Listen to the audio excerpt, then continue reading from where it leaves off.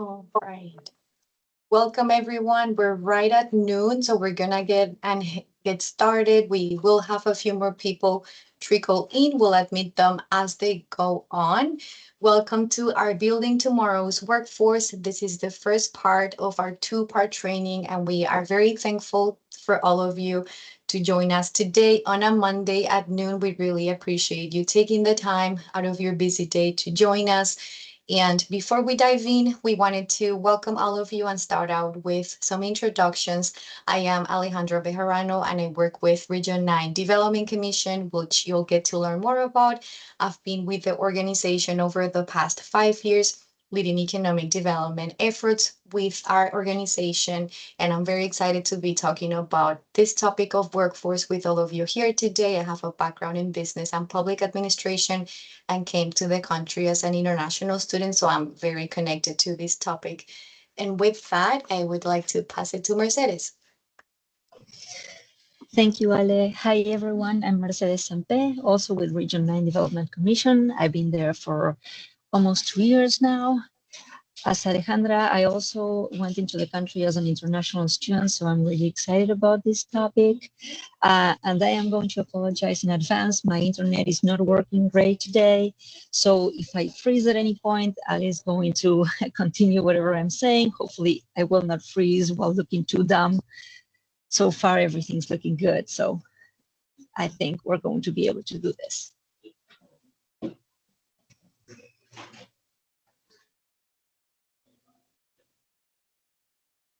I'm sharing my screen. Let me know if you cannot see it properly.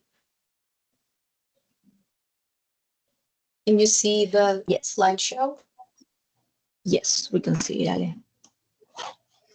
Well, at least I can. It is not, we can see everything on the side as well. Can you put it on presentation mode? Yes. Let me try that again.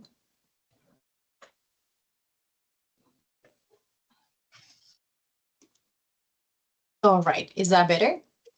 Yeah. Perfect.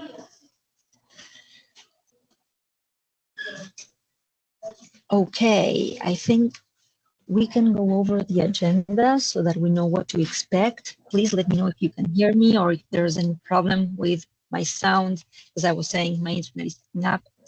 So today we have the first meeting of our webinar. As you may know, our second meeting will be on April 14th. Today, we're going to have what we have on screen. At first, Ale is going to talk a little bit. She's going to give you some facts, important information related to international student hiring. Then we're going to have a panel discussion with 4 students.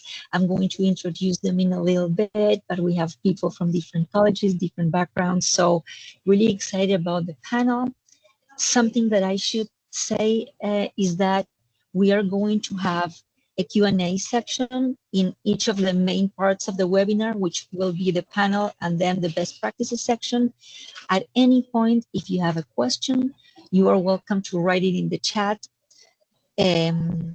However, by the end of the section, we're going to let people also speak.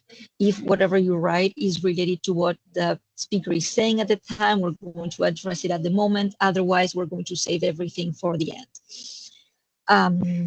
So after this student panel, we're going to meet Samantha Campa.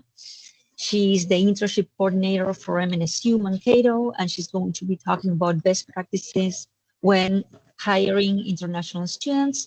And then at the end, I'm going to wrap up and I'm going to share some resources that hopefully will be useful to all of you. Is there anything I'm missing, Ale? No, I think that should be all. Well, then with that, I'm going to pass it on to you so that we can get started with some background and then we can hear the students. Awesome. Perfect. Thank you, Mercedes. Let me know if you cannot hear me correctly. I'm going to be moving through my slides, so let me know if that doesn't update on your end.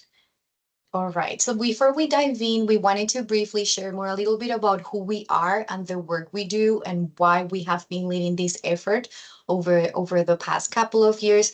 Some of our goals for us today is that you take away some current labor market challenges and opportunities in our region, that you explore how international students can help address and we better understand how they can help address those workforce needs, and that we take away some actionable strategies for attracting, hiring, and retaining international talent in the Southern Minnesota workforce. So as I mentioned, we work with Region 9 Development Commission, which is a regional development organization based in Mankato, serving all of the 9 counties that we have displayed on screen in South Central Minnesota. We were created in 1972 by Minnesota statute to provide planning, technical assistance, and different resources to all of the 9 counties, but also to the 72 cities, school districts, and townships in our region. So we provide a variety of services, and a key focus area for us is economic development, which takes me to our next slide.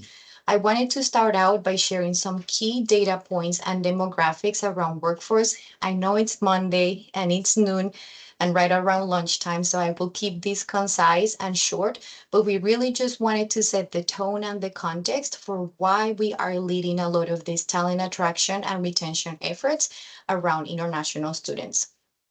So firstly, as you know, not only Minnesota, but all of the US has been dealing with declining birth rates. From 2016 to 2023, Minnesota was the 50th state with the sharpest decline in births among states. In fact, in 2022, it had the highest drop out of any state in the Midwest. The US and Minnesota are also dealing with an aging population and a big retirement wave. In 2020, for the first time in the state's history, the 65 plus demographic surpassed the K through 12 or the 5 to 10, 5 to 17 age demographic. Then we have decline in US college enrollment as well as a changing economy with an increased demand for skilled labor. So as employers and as folks working with employers, we want you to be aware of a lot of these numbers that are helping shape the future of the workforce so that you can make informed decisions around your talent retention, talent attraction, and partnerships with local communities for the success of the region. We just looked at some data points for Minnesota as well as the nation, but we wanted to also spend some time talking about what this means for Southern Minnesota, specifically South Central Minnesota. And as some of you may know, this may be no surprise, we are seeing limited growth in population. In fact, in our 9-county area, only 3 counties are growing, 1 is stagnating, and all the rest of them are seeing declines in population. This results in a slow workforce growth that we have seen over the past decade in our region. And data also shows that the number of workers of color and foreign-born continue to grow in our region. In 2032, the region will have more than 100,000 job openings that it will need to fill due to retirees and career shifts. So these are all data points that as economic developers, we want employers to be aware of. Again, as they're looking at their talent attraction, talent retention efforts long term, we want them to be aware of this so they can create the best approaches and strategies that work for them. Lastly, wanted to point out that the Minnesota Department of Employment and Economic Development highlights that young workers of different races and from different countries will comprise the fastest growing segment of the labor force in Region 9. This takes us to the topic of international student talent and retention in our region. Over the past couple of years, Region 9 has really focused on developing talent pipelines for international students, as we have seen it as a great untapped potential in our community. If we build talent pipelines for international students, we can help employers fill critical workforce gaps. They can also tap into talent through effortless hiring pathways. As we're about to learn, there are options for employers who are interested and willing to hire international students, and they oftentimes don't know about these. International students also bring in with them different unique skills and abilities, and they can help strengthen not only local communities, but local economies. our goal with this project is that really employers in our region can retain the local talent that is already here. I do have a quick trivia question for everyone here in the room.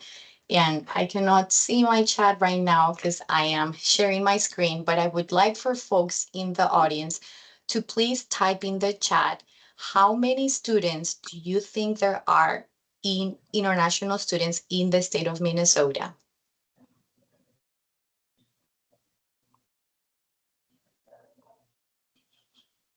So if you have access to your chat and you can please, I see 5,000, you can see my screen now. So this can be a wild guess. There's no punishment for getting that wrong, but if you can, 6,000 keeps getting bigger. Anyone? 7,800, 12,000, we're getting closer. So the correct answer is 15,000. So we have close to 15,000 students in the state of Minnesota studying or pursuing higher education right now. And in the US, that's a larger number, and wanted to highlight as well, international students last year nationwide contributed close to 43.8 billion to the US economy and helped create more than 370,000 jobs. So we have a second trivia question for the group. So if you can please type in the chat, what percentage of international students major in STEM fields nationwide? So again, what percentage of international students do you think major in STEM fields nationwide? 65%? 60%?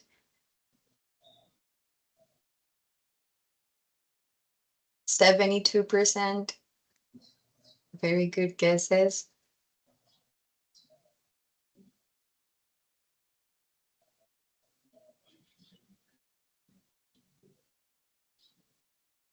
See, someone's typing. Don't want to reveal it just yet. Well, very close, 56%. So we have a high number of students majoring in STEM fields, which, as I said, can help fill some of those critical gaps that we have in our communities and workplace. Lastly, as we'll get to hear more about, last year we conducted a region-wide survey of international students, and we found out that if given a job, 81% of international students would actually start their job in Minnesota after graduation. So oftentimes when we're connecting with employers, connecting with partners, that's one of the key questions we always get. Would students actually want to stay in a region, find a job? And the answer is 81% of them would. We also wanted to highlight the big increase in student enrollment that we've seen across our local colleges. Minnesota State Mankato has a big and growing international student population. In fact, they have continuously ranked 50th nationally in enrollment over the past 7 years. Bethany Lutheran as well has a big and growing population. 1 in 5 full-time students are international.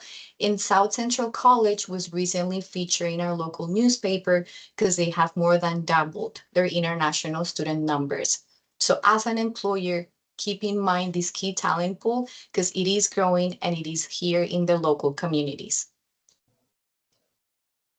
Through our work at Region 9, we have been leading a workforce task force focused on building talent pipelines for international students in our region.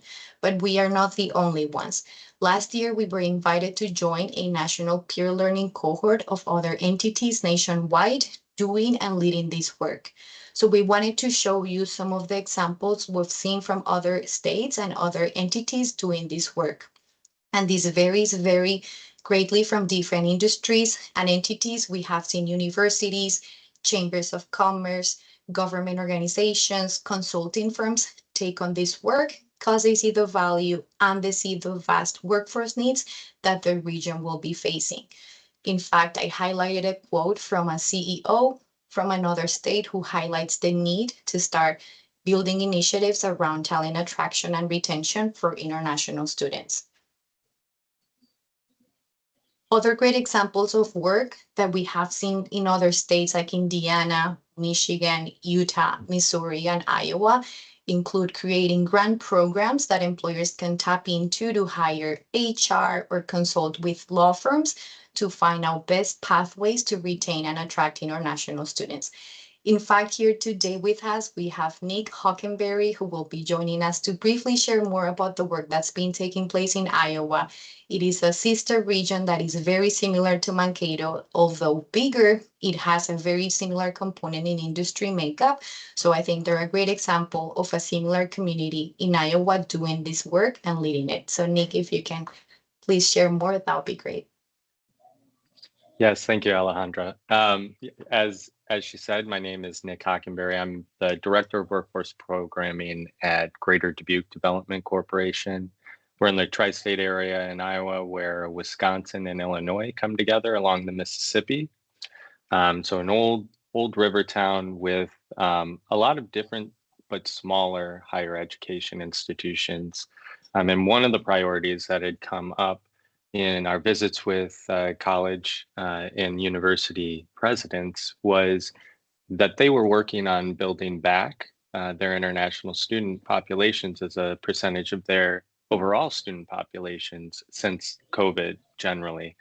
And as that growth was happening, they wanted to add value to their students' overall experience in their higher education pathways in the area by connecting with employers and better understanding the barriers and opportunities for connections with employers in the area. So it was really a simple idea in the beginning to better connect with international students personally as an organization and our partner organization, the Community Foundation of Greater Dubuque. And we started that with an international student welcome event where it was really no major ask, just helping to highlight all of the diverse student population that were coming to our little corner of the world in a fun way where we programmed it with music, food, and allowed students from different schools in the area to connect with each other as well. And then since then, we've really been working on the employer engagement, educating employers on the OPT and CPT pathways and how they are a low bar of entry to connect with this potential workforce. And the overall goal being improving our international student retention in the long term using OPT and CPT as pathways to hopefully longer term work visas and hopefully even residential based visas so that we can help grow our region, because I saw the stats on South Central Minnesota and they are not dissimilar to our neck of the woods in the Iowa tri-state area. Lower birth rates, not a lot of population growth except in the metro areas. And from our perspective, some of our small towns are really the value of our region and help provide that opportunity for community and impact in the community that you live in. And we want to make sure that anyone who comes here sees their opportunity in the community to connect with employers, to fulfill their professional goals, but also their personal goals and have a great quality of life. So thank you to Alejandra and Mercedes for inviting me today to kind of share our approach. But I think the great opportunity here is for groups like myself to learn from what other organizations are doing in this space, so that hopefully we can all create better pathways for this population to be successful in our communities. So thank you. Thank you, Nick. We appreciate you taking the time, and we want to highlight successful examples from across the region, across different states that showcase the different initiatives different entities are doing. So we appreciate you as well taking the time. Lastly, before we hop on to our next agenda item, wanted to highlight that we have different economic development entities and really different entities from across the state of Minnesota who have identified international student retention and attraction as a top priority for employers in years to come, and something they're going to really have to start looking at if they want to remain competitive and if our communities are to thrive long term. This can be a great tool in our toolkit for the long-term resilience of our region. So I hope that this is a great segue into our next agenda item. And with that, I would love to ask Mercedes to introduce our next panel of speakers and welcome the students that will be joining us today. Thank you, Alejandra. Thank you, Nicholas. Can you hear me? Can you hear me? Yes? Okay. Yes. Great. Okay, cool. Well, as Ale was saying, I'm just going to introduce the students that are going to be speaking with us. We have 4 amazing students. Some of them are current students. Some of them are former students. We wanted to give you the chance of hearing from different perspectives, people who have already, who are already in the American labor market. So I'm going to let them introduce themselves. Please, I'm going to start with Roshid. If you can, please tell us a little bit about yourself, your name, your background, and what brought you here to Minnesota to study. Absolutely. Can you hear me all right? Yes. Alrighty. Hello, everyone. My name is Roshit Nirola. I am a senior studying computer science at Minnesota State University, Mankato. I am an international student from Nepal, and I'm also pretty involved in the university's honors program. I'm in our speech and debate team, and I'm representing our students this year as the student body president at Minnesota State Mankato. I'll also touch base on the question because I think you asked why we're here. Could you repeat that question, please? Why the US, why Minnesota? Oh, if you think, if you want to share that, why the US, why Minnesota, how did you end up here, or anything related to the background, if absolutely. you want. Absolutely. One of the reasons why I chose Minnesota, and particularly Minnesota State University Mankato, is because of the project-based computer science program that I'm enrolled in right now. With the project-based computer science program, I've been able to work with industry clients on projects while I am a student. So it's been a really great experience. We have a lot of those other programs, and I'll be more than happy to talk about it throughout the rest of the webinar. But yes, thank you. Thank you, Roshid. One quick question. You're the president of the student government, right? Correct. Do you know if that's the first time that the MSU student government has an international student as their president? No, that has happened before. That has happened a lot of times before, and I've learned that I'm the second Nepali student to be the student body president. So Nice. our international students have been quite involved on campus. Great. Thank you for sharing that. Maybe Cyril can go next.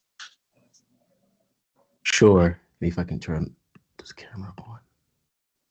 Can you all see me? Okay, cool. Hello, good morning. My name is Cyril Dati. I'm an international transfer student from Ivory Coast, which is a country in West Africa. I'm a senior microbiology student. Right now, I'm doing undergraduate research with Dr. Cecilia Naker, where we're studying bacteria in the stomach. I'm set to present my research in Pennsylvania at the end of April. I've acted as an intern, a clinical research intern at Institut Pasteur, which is a research agency that's based out in France and Ivory Coast. I've acted as, I was a research and development intern for a biotech company called Primal Health. They're up in Minneapolis, here in Minnesota, actually. And yeah, I'm very excited to be here. Thank you guys for having me. Thank you, Cyril. Do we have Besa in the call? We do, right? Yes, hi. Could you all hear me okay? Yes. Hi, Besa. Hi, how are you? My name is Besa. I was an international student from Albania. I went to Bethany Lutheran College and I double majored in math and computer science. I started in 2019 and I graduated in 2023, May of 2023. During my time at Bethany, I was the president of the math club, and I was co-founder of the computer science club at Bethany. I also did a couple of internships while in Mankato. I interned for Taylor Corp and for Schwickert in Mankato.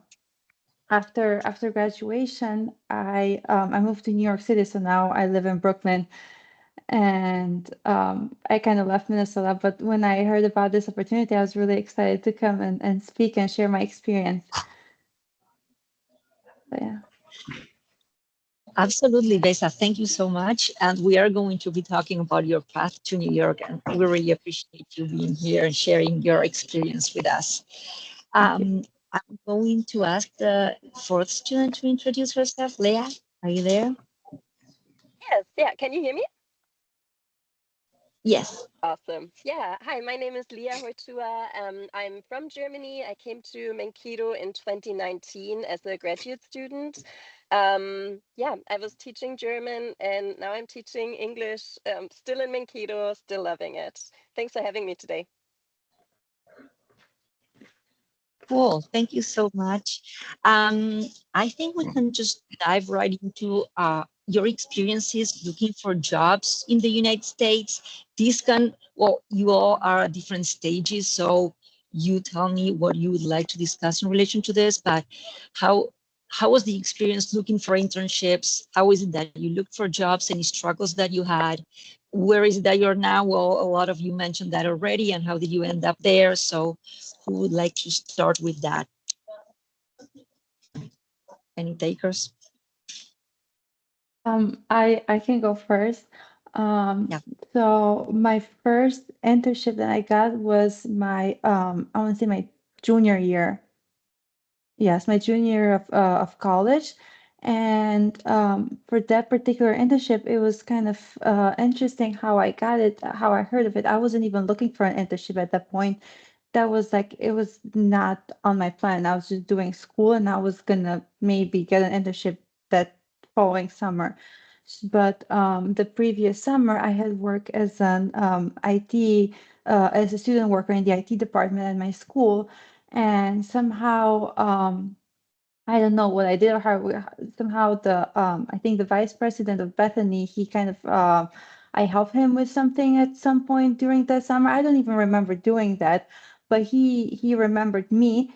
And then when somebody from Taylor Corp contacted Bethany and the admins at Bethany, and the career counselor at that time, she reached out to me like, "Hey, how would you like to interview for an internship?" I was like, "Okay, cool." So that's how I got it. And then, yeah, which I think it's very interesting. It is, it absolutely is. And it shows like some of the things we're going to discuss later, how the role that colleges play when connecting with students, and also how is it that we can learn about international students and the skills that they have. And Besa, after you got that internship, how did you mentioned 2 internships, if I'm not mistaken, and then your Yes. path to New York. So how did that happen? So, and then after that, I stopped working for a little while because I had a double major. It was not easy managing a lot of things at the same time. But then right before I was about to graduate my last semester, I was just applying for jobs. I was applying for anything I could get, whether it's an internship or a job or something to kind of have in my back pocket for after graduation, because I was stressed, I was anxious, I was really scared about the whole process, and I wasn't also like very well informed. So I was just applying every day on Indeed, LinkedIn, like anywhere I could find, just like send my resume everywhere. And then the HR from Schwickers, they contacted me, and I remember actually I interviewed for them, but they were not informed about international students. They did not know a lot about OPT and CPT. So I had to kind of explain to them. And then it was and then I couldn't keep the internship because I think I did a good job, but I couldn't continue there because I graduated, but my OPT wasn't active still, was still processing, and my CPT ended, so I couldn't be working. I legally could not work. So I had to tell them, well, I can start maybe in July or August, whenever that's processed. And they were like, well, we need someone right now, so sorry. And I was like, okay. No, So, I and yeah, and when that happened, I was like, you know what, let me try something else. I packed my car up and moved to New York. no, that makes a lot of sense. And I'm sure I saw the other students nodding, so I'm sure they have something to say in relation to that. I just wanted to clarify that if anyone in the call doesn't know what the OPT and the CPT is, don't worry, we're going to be referring to that. But basically, they are programs that exist that allow international students to be hired while they are still students and soon after graduation as well. So that's one of the points of the talk today, is that this is a possibility. Thank you, Baisa. Any of the other students were nodding? Yeah, you were like this. Is there anything you'd like to add or tell us a little bit about your path? Did you say Leah? Yeah, yes. Okay, perfect. Yeah. Yeah. So I was graduating 2021, right after COVID hit. And coming from Germany, I didn't really know about the educational system in the US and like how to become a teacher. So I graduated without a teaching license here in the US. So my first round of applications was based on that. Dealing with COVID, no teaching license, and I send out so many applications, and it's very frustrating to then end up in the final rounds and being told, hey, we don't know how to handle the visa issues. We don't have the capacities to like even look into that. So I hear you, Bessa. That's definitely a very common issue in my opinion. But yeah, it's not as much as you think unless you're in the midst of it. Then, of course, it's always overwhelming. I'm very happy that I'm still here, but yeah, it took a lot of applications. And I just want to tell everyone to like not take that as a no. Like, just because you're an international student, just because you're looking at an international candidate, that shouldn't be stopping you. There are so many resources, and if you're willing to learn about it once, like you are always going to benefit from it long term, and not just as a company, but also I've met so many individuals who are now so much more empathetic because they understand what it takes for foreigners to be in the US. You're not just here because you are like you were a good student, you had good grades, but because you can show long term that you have that dedication, you have that organization, you have the willingness to like just be part of the system. And yeah, it's definitely much more possible than you think. So I graduated, started at a private school up in the cities because they didn't require a teaching license. But that was after many denials and lots of interviews. And yeah, now I do work with the public school system in Mankato, and I'm loving it. They loved it. Figuring out the teaching license was much more scary than it should have been. And yeah, again, it just shows if you're willing to like be part of the system, but also the system is open to you being part of it, it is so much more doable than what it looks like. Oftentimes, it's just an evaluation of your transcripts. So my German transcript had to be evaluated and like adapted to the American system, and that was it. It was like 4 weeks of waiting, couple days of paperwork, and now I'm here. And yeah, it worked out great. Great. And Leah, when we talked before this webinar, we talked a little bit, and I asked you about the license, and I asked you, correct me if I'm wrong, but I think I asked you, like, how do you explain all of this to your employers? And you said, I didn't explain anything at all. I did all the paperwork related to licensing. All they had to know is that it's possible. So can you refer to that a little bit? How much did you really explain, or how much was just like being a little bit patient and you handling some of it? Yeah, so the first round of applications that I did in 2021, I like didn't even think I would qualify for a teaching license, given that most of my education, my undergrads, came from Germany.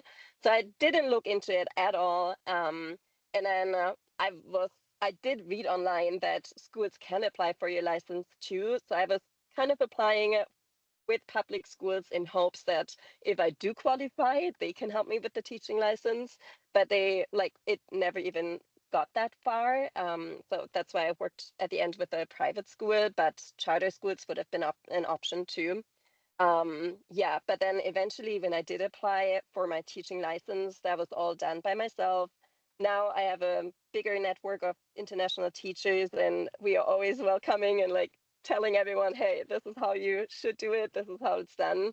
And once one person figured it out, we are always happy to pass on the knowledge. And yeah, it's very doable. I just had a friend who got her license accepted on Friday. She's from Colombia, and yeah, went through it with no hassle, no worries. Yeah, sorry, was that your question? Did I answer it? Yes, you did. Thank you so much. Roisin and Cyril, what about you? You haven't graduated, but I know that you've been working a little bit. You mentioned that as well. So how was the process for looking for jobs, or anything you want to share in relation to that? I can go next. Yeah, when I first got here, I was kind of like these ladies here. It was really, really hard. I think my entire first semester was just me like sending applications because I transferred from back home.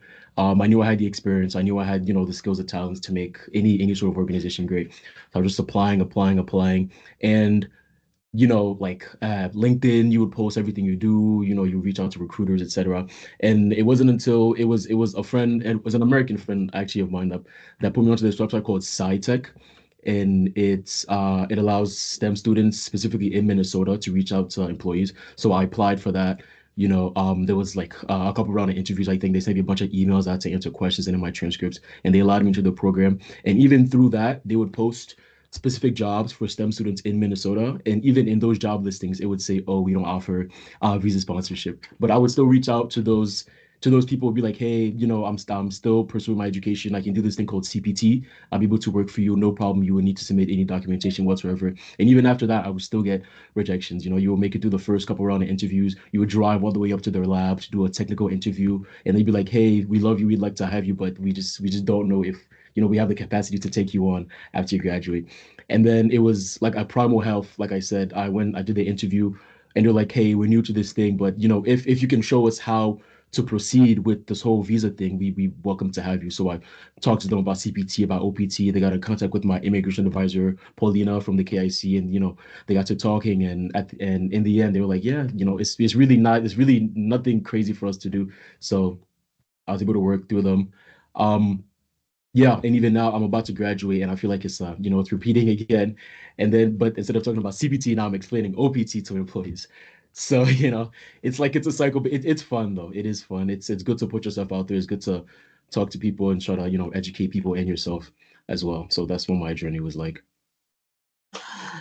Thank you for sharing that. One sec, Rohit, I'm sorry. I just want to make a couple of comments. I'm glad you're taking it as this process being fun, Cyril. I was going to say, Cyril mentioned an immigration advisor on the KIC. The KIC is the Kearney International Center, which is the office at MNSU that works with international students. Probably Samantha is going to mention that as well, but just to clarify that MNSU and all the colleges have a particular group of people that work with international students that help employers and help students, and students have international advisors there who can help them navigate these processes. So that hopefully will make things easier. But Rashid, I'm sorry, you were going to say something as well. I was going to echo a lot of what all of the other speakers mentioned. I've talked with employers. I relate about applying to hundreds of job applications and sending out as many resumes as you can, and then getting a email response from an automated server a couple minutes after you apply, only because you said yes to the question that asked, do you need a visa sponsorship now or in the future? I think that's an experience that a lot of international students have shared parallelly. And I want to echo what Cyril mentioned, because I've had similar experiences as I've talked with employers where they've been like, I really don't know what OPT or CPT or all of these experiences are for international students. And oftentimes these regulations don't come at a cost for the employers at all. For a lot of these programs like curriculum practical training, CPT, it's a opportunity for international students to work at a US employer while they're doing their education. It's a little bit of a paperwork, but it's a paperwork on the student end, and it's of no cost at all to the employers. And I think a lot of the employers that I've talked to have been really surprised when they learn about those things. We have a lot of different international students in Minnesota, like we highlighted earlier. There's more than 15,000 students. And I'll tell you, we have more than 1,800 students in Mankato alone. There's a bunch of international students in Bethany that we get to interact with when they're here on campus. And so I'd say there's a lot of different students that are looking for those opportunities. And I think there is a way that we can connect them with employers.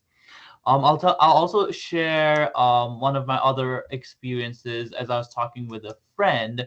I'm the odd duck in the group because I don't have an internship or a job yet. I've got a couple of interviews, but fingers crossed. Hope they all work out. But I've had friends who are actively looking for work, and at the end of the day, because they don't find a job, they end up doing graduate school or finding other opportunities. Even at that point, after they're enrolled in a graduate program, they then start looking out for jobs and finding other short-term opportunities. And so I think there's a lot of potential in terms of tapping into international student talent that we have in our community. Great, thank you for sharing that. Yes, thank you for explaining what CPT is. That was very clear, or at least I thought so. I was going to ask if there's anything that isn't clear, if you have questions in general. In a couple of minutes, we're going to start with the Q&A section. So if anyone wants to start writing their questions in the chat or in the Q&A option there, you're welcome to do so. I'm just going to wrap up with one more question for you all. I'd like to know a little bit what, I changed my mind last minute, but I still have one last question. I'd like to know, what is it that you would like employers to know? Is there anything you'd like employers in South Central Minnesota particularly to know about hiring international students? Can I go first?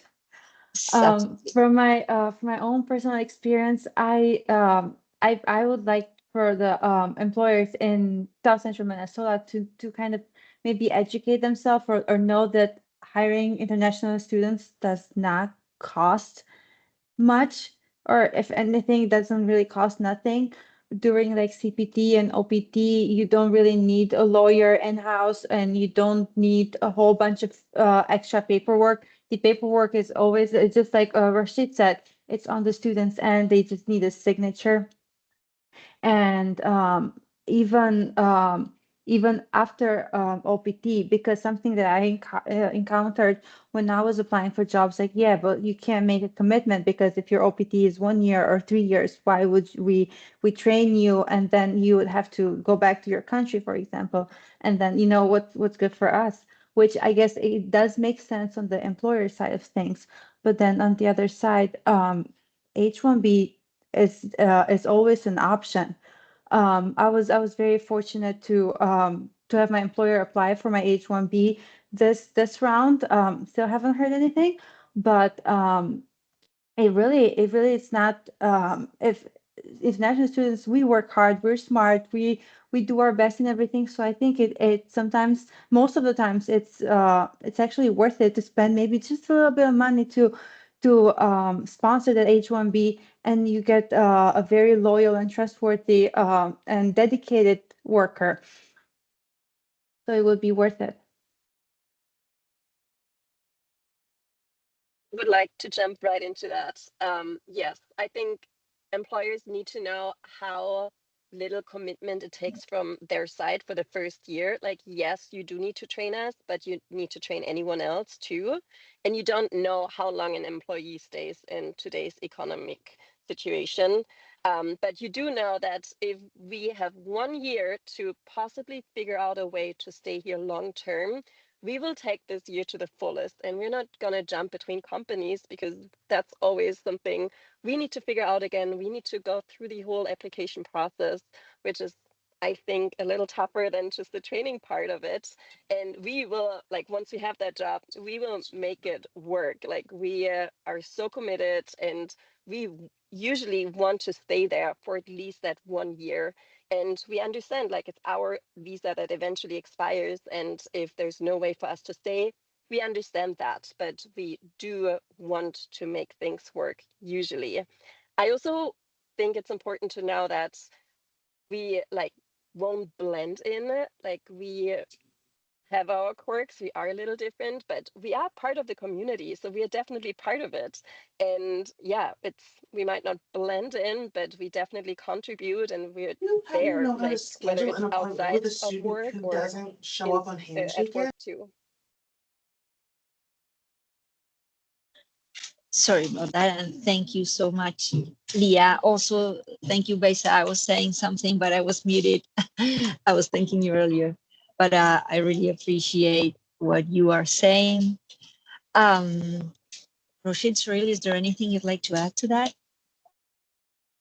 I can jump in quickly. I would say international students we really are, highly motivated. We're resilient. We're very educated. We would honestly, adding an international student to your team or your staff or your workplace or whatever, we'd be able to bring a lot of diverse perspectives. Majority of the time, multilingual skills. A lot of us are multilingual with English and our native languages. That makes us very adaptable. But just based off the fact that we experience different cultures, a lot of us will travel around the world a lot before settling on the US. So adding in international students, as all of us as we said during this webinar, it's not going to cost you anything initially, and but by the time it does come where the talk of visa sponsorship does come, you'll like us so much it wouldn't it wouldn't even feel like too much. So that's all I have to say. Thank you, Roshid. Absolutely. A lot of what all three of them said. I'll say this. I mean, hiring international students speaks to a lot about the culture for your organization as well. Because for international students, we've fit our entire life in 2 suitcases and traveled around the world for new challenges. So if we've committed to a workspace, we really want to call it home, and we want to build it as our second home. So I'll echo a lot of the commitment aspects, trustworthiness, loyalty, and a lot of other notions that other speakers mentioned. And definitely, I want to highlight the fact that hiring international students oftentimes does not come at a cost at all for the employers, even if it is short time. If there are short-term projects or short-term goals for your company, international students would be 100% committed to those projects and would be willing to deliver on different aspects of your institution. So I'd say definitely consider hiring international students. The more the merrier. Thank you so much for sharing all of that. we're going to welcome some questions if anyone has any, and well, people type, or maybe if you want to open up your mic, that's okay as well. I just wanted to thank you for being here, the four of you, Leah, Besad, Surreal, and Roshit, for being here, for sharing your experiences with us, for being strong and resilient. And I also wanted to clarify that we are, as I was saying, going to mention some of the concepts that were mentioned by the students, the CPT, which is the program that allows them to work while they are students, the OPT, that is the program that allows them to work once they graduate. Those ones are the ones that they were saying have no cost for the employer. They have different deadlines. That's why Leah was talking about 1 year and Besa was talking about 3 years. We're going to address that in a minute. And the H-1B that was mentioned at some point as well, that would be the one that requires sponsorship. Again, things that we're going to be clarifying today and also in our next meeting on April 14th. Does anyone have a question before I pass it on to Ale?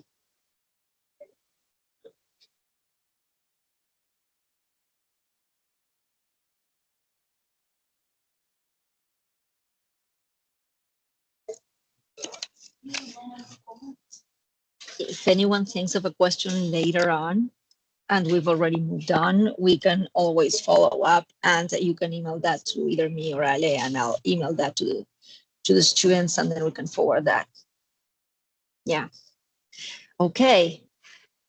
I'm going to still accept questions later, and maybe we can address them later, but I am going to pass it on to Ale for the sake of time. So again, thank you for participating in the panel. That was amazing. And Ale, on to you. Thank you, everyone, and thank you again to all of our panelists for joining. That was great to hear. I would like now to introduce our next speaker, Samantha Campa, who's an internship and external partnerships coordinator at Minnesota State University, Mankato. So Samantha, if you could please share more and introduce yourself, we can get started with our next agenda item. Great, yes, thank you, Alejandra. I am going to share my screen here, so let me do that. I am the Internship and External Partnership Coordinator, specifically in the College of Business at Minnesota State Mankato. And so I'm getting my screen up here. All right. Are we able to see that slide? Okay, wonderful. So I specifically work with the College of Business. My role is a little bit unique at the university.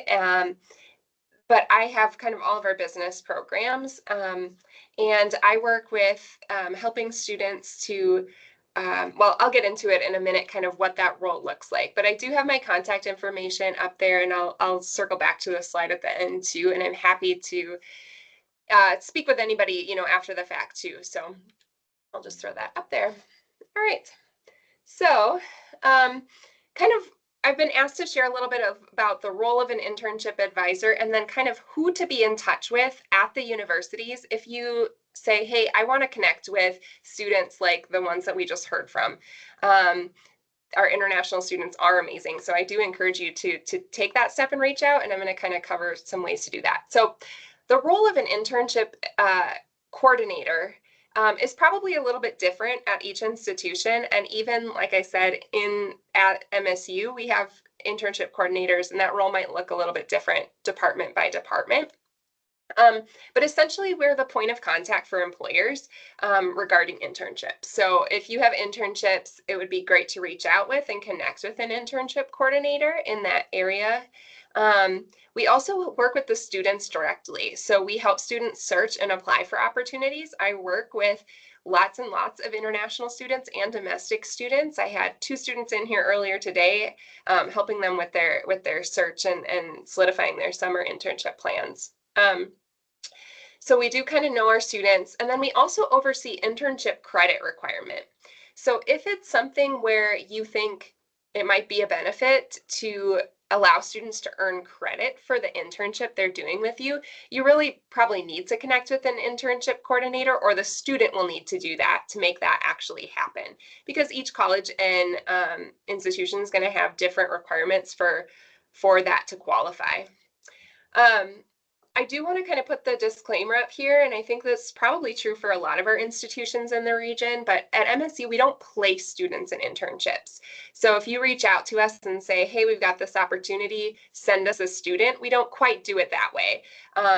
We may say, hey, yeah, here's a few students, but we want students to apply and do the interview process with you.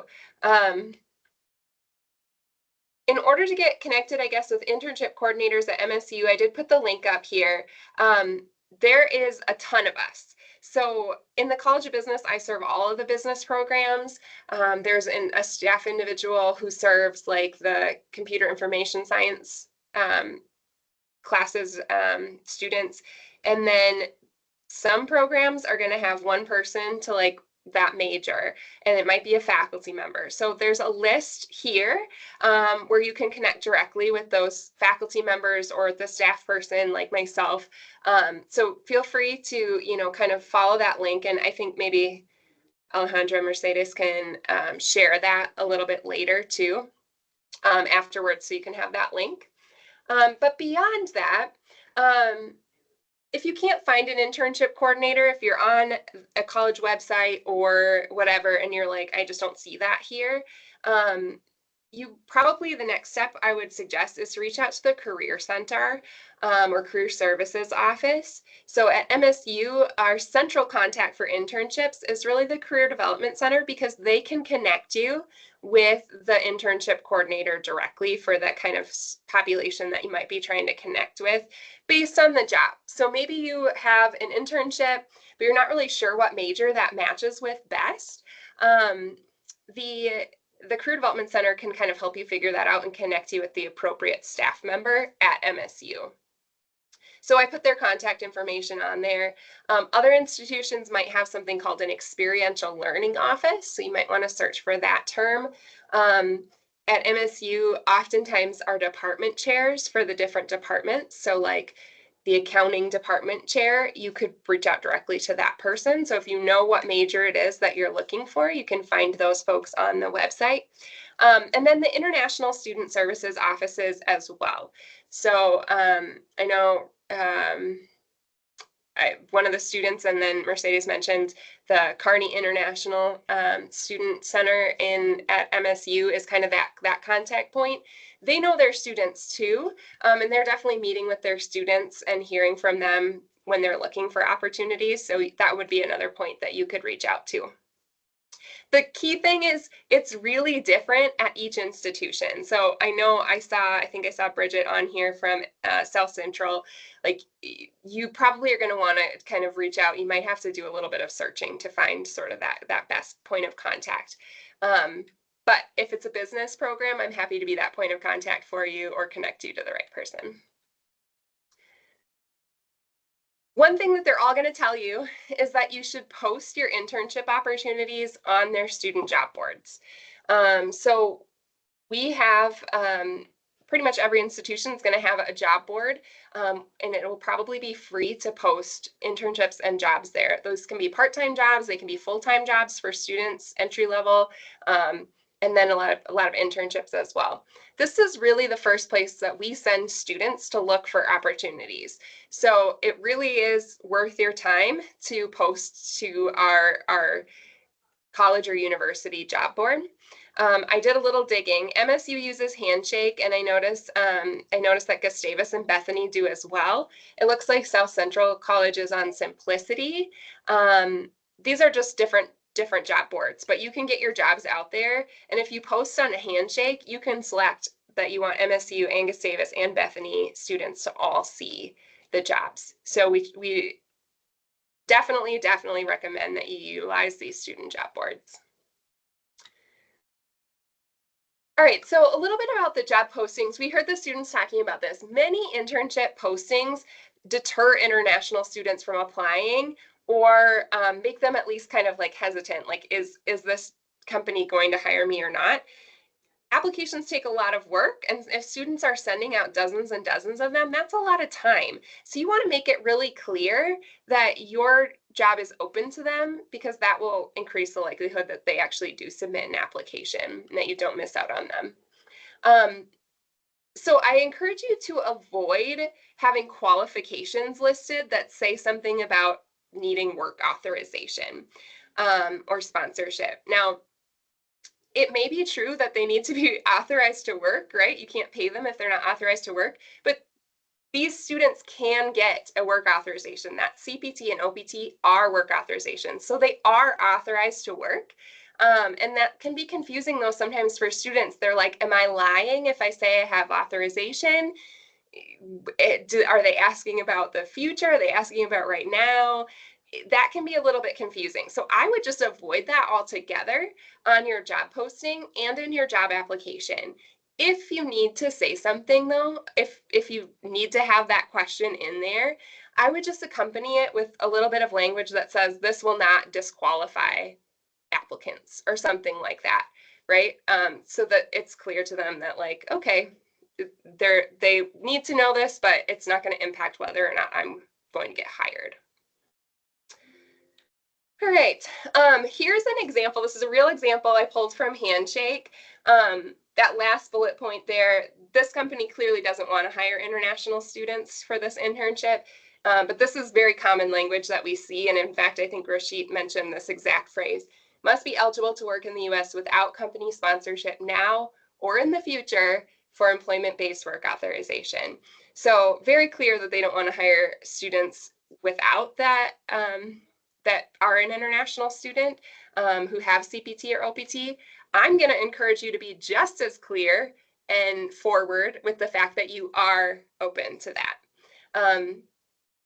The job board, so Handshake or Simplicity, or there are a few others out there, they will ask you if you're open to hiring international students or students with CPT or OPT. Click yes. That will pop up there. Students can filter by that, by how companies answer that question. So make sure that you select that, and the person you have filling out this form and posting the job, that they know the answer to that is yes. And then add a line right in your job description and the qualifications saying we're open to hiring international students. I've got a couple real examples below. So these are from real Handshake postings. U.S. work authorization required, open to candidates with CPT, OPT, and then a line that says international and domestic students are encouraged to apply. I also encourage you to be really clear about other qualifications, major, graduation date range, skills, that sort of thing. That helps all students, but particularly international students, because they are gonna need to be, there's a few other steps they need to do on their side to make sure that they're in good standing for CPT. So they need to kind of know that stuff up front. And then be clear about work location, start and end dates, and pay. Some of our international students don't drive or don't have their own vehicles. And so knowing that kind of upfront is helpful for them.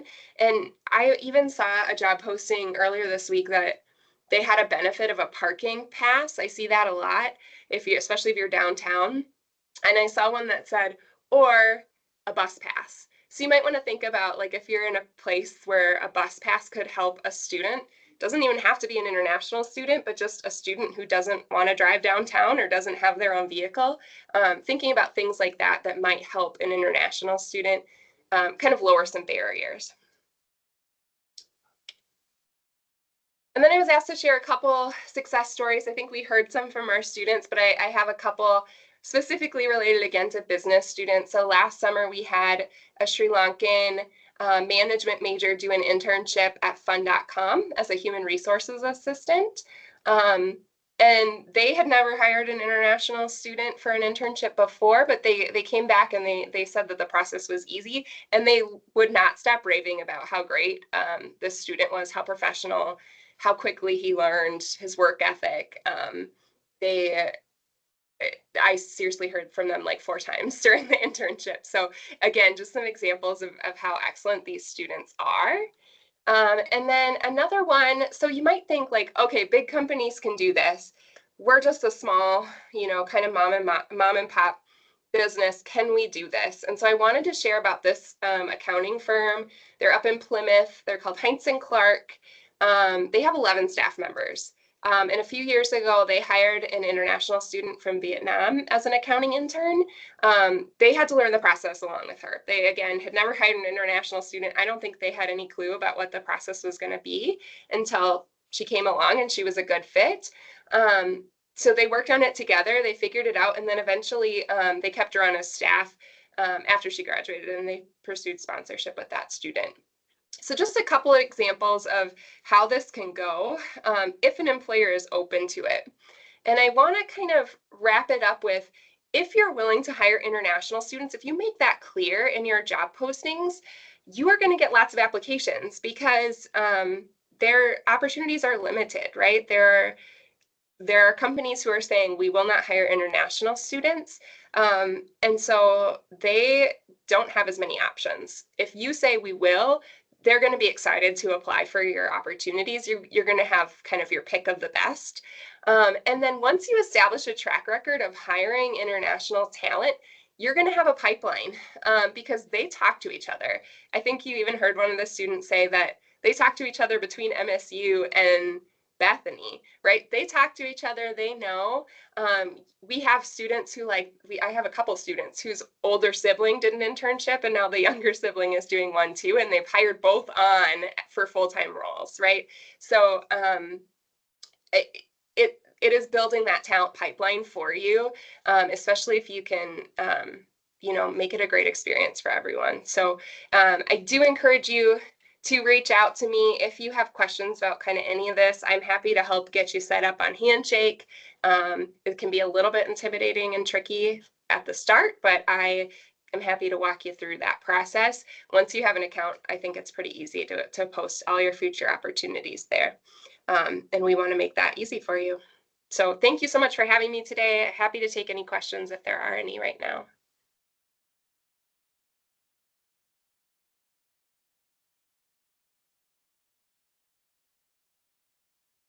Thank you, Samantha. That was really helpful. And I'm very happy to see that you had specific examples of what employers can do, because as you said, specific line items in a job posting can make a huge difference. So we're hoping that these are action items that employers can take away with them and start applying them, because you don't have to start right away big. You can take small steps if you've never hired an international student and can start implementing some of this.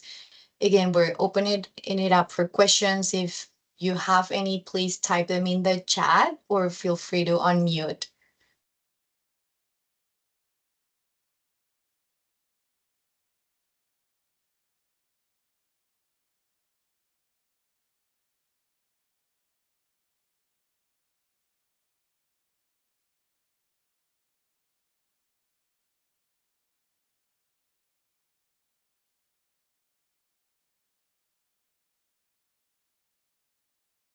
Don't think we have any right away. We are recording this. I wanted to point that out again. So we will be uploading this to our website, and wanted to thank Samantha. Any other last comments or resources or anything else you would like to add before we move on to our final agenda item?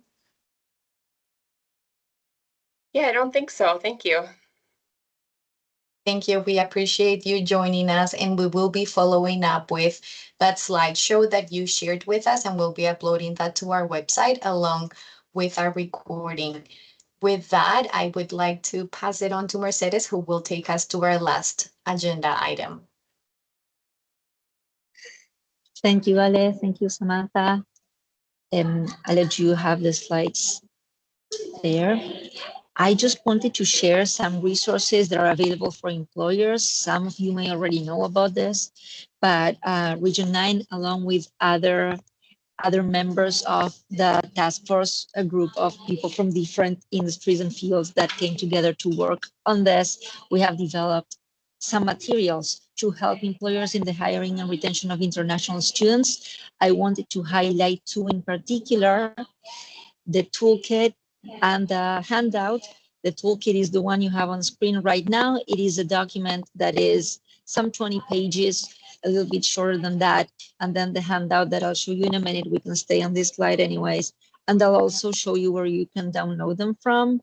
We can also follow up with an email with these resources as well, but just as a way to wrap up and for you to know where to go and read a little bit more about this and have some clear actionable items about how to do this. In this toolkit, we have some of the facts about employment in Minnesota, some of what Ale shared at the beginning, as well as some explanations of the different programs that allow you to hire international students. This OPT, CPT that was mentioned, that again, I know that they sound overwhelming. I know that they sound confusing, but they are not. They are not really, mostly because, as you can see on the right hand, I will not walk you through the graph. I know that we're just wrapping up, but the OPT and the CPT are programs that all the paperwork related to it is done by the student and the school official, the school they attend. So in this toolkit, you will find some explanations regarding that, and you will find different pathways to hire international students so that you can identify which ones you can follow, as well as some steps and recommendations like the ones Samantha was giving about making job postings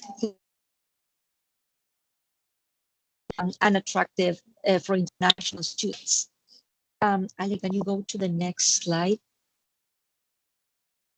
We know that the toolkit, being 20 pages, might be too much for some, although we do encourage you to download it. And if you are in a company that is big enough and has maybe an HR team, you may want to send that their way so that they can check it out. But we created a shorter version that we call the handout. The handout is only 4 pages long, and it includes some key facts you may want to share with different people within the company. Maybe you are not in your company, you're not the person who actually hires, but you need to relay this information to someone else. So thank you, Cyril.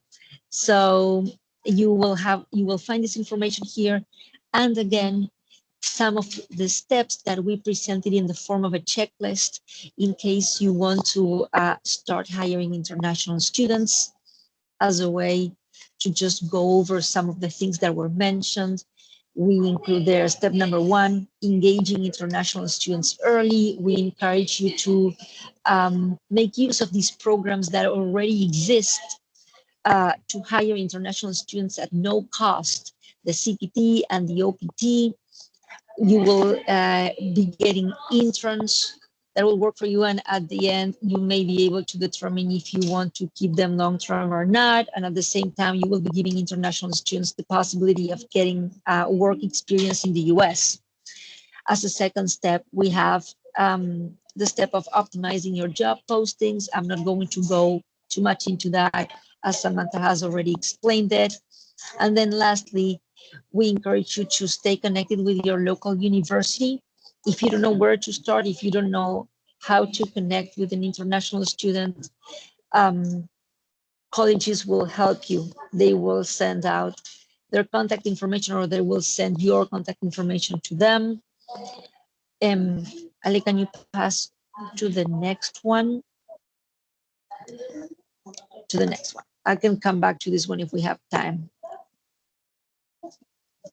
Here we have included contact information from the different colleges in the area.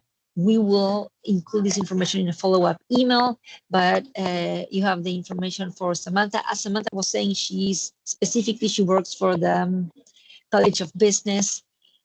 We can send more information as well, but MNSU has an international center, an office that can also help you with that, so that you can contact specific people that will definitely, for sure, help you with the hiring of international students, and also internship coordinators that will help you with hiring in general, not only international students. You will be able to connect with the students, all students in these colleges. You have contacts for South Central there, Bethany and Gustavus. Again, we're going to include this information in a follow-up email. And I just wanted to show you where you can take this information from, the toolkit and the handout, which we have uploaded to our website, Region 9. So in the next slide, you'll find the QR that will take you to the website, where you can find more information about our efforts in the hiring and retention of international students and the materials we have created. And again, we can include all of that in a follow-up email, or if you lose it or at some point you don't know where you have it and you need it again, you can always send Alejandra or I an email, and we will be happy to send that information your way. Ale, do you think we have the time for me to go a little bit over the survey, or should I pass it on to you? I think we do have a few minutes. Okay, thank you, Ale. So now I'm going to ask you to go to this slide. Thank you so much. We just wanted to share super briefly with you a little bit of data that we got that really supports what we have been sharing with you all today. We carried out a survey in South Central Minnesota with international students in the area so that we could know for sure what is it that they think about staying in the US, and what are some of their purposes and also their struggles when looking for jobs. As Alejandra shared, we learned that more than 80% of them would definitely stay in the area if they are offered a career opportunity. And we asked specifically about this because we felt that we were dealing with a lot of myths, particularly that we lose. It's not a myth, but we were faced with the fact that we lose people to bigger regions, urban areas, or sometimes the East or the West Coast. So we asked students if they were offered an easy career opportunity here in South Central Minnesota, would you take it? And 80% of them, 81.7% of them said yes. We also learned that over 50% of them prioritize getting a job after graduating over, for example, as Roshid was saying, over getting into grad school or obtaining a job in a different country or in their home countries. So this is something that they prefer. And when they were given the chance to make comments, they shared that they have several barriers when entering the market. All of this to, again, say hiring international students is a great opportunity for employers in the area. They are already here. They are already in South Central Minnesota. They are skilled. They are willing to enter the workforce. They are talented, and there are programs in place like the CPT and the OPT that allow you to hire them at no cost and with no extra paperwork, so that you can start exploring the hiring and retention of international students. Okay, that was it about the survey. If you have any questions about anything that we've shared, please let us know, and I'm going to pass it on to Ale to wrap it up. Great. Thank you, Mercedes. We are done with our agenda and wanted to do some final comments. Wanted to remind everyone again, we are going to be meeting on April 14th, again at noon, for our second part of our training. We are going to be hearing from current employers in the region who are right now hiring international students. We're also going to be hearing from HR and legal experts who are going to be answering questions, and we're going to be diving deeper into a lot of the pathways that were brought up today. So we invite all of you to join us and come with questions. We are going to be recording that second training as well. So if you are not able to come, we will be uploading all of the information into our website with the resources and the different links and materials that were shared today. We wanted to, again, thank you all for coming. And just to wrap up, wanted to highlight there are the action items that you can take that Samantha and Mercedes highlighted of optimizing your job descriptions, being clear about hiring and that you're open to hiring international students on OPT, CPT. Connect with the staff at the local colleges. We will follow up with that via email, and a few of them are here today. So we encourage you to connect with them, get connected, email, ask questions. They're happy to get you connected with students. And don't be afraid of the acronyms. There are opportunities to hire, and we are going to be diving deeper into those a couple of weeks from now. So wanted to thank all of you again and see if there are any other questions or final comments before we close out our webinar.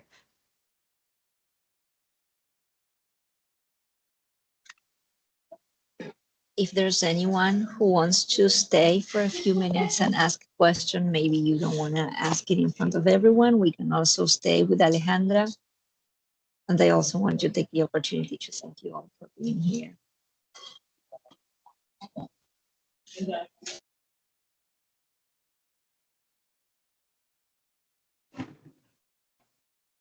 Awesome. Can you hear me? Mhm. This is Nancy Goodwin. I work with the Small Business Development Center as a business startup consultant, and I'm doing a lot of longer term planning with some of them.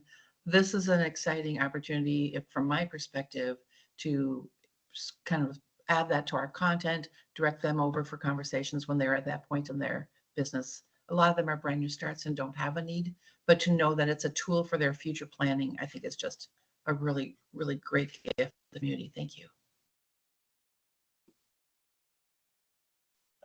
Thank you. I'm glad you find it useful. We really appreciate your words.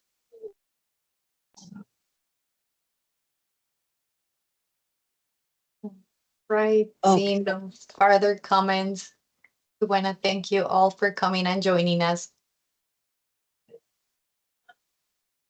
See you on April 14th, hopefully.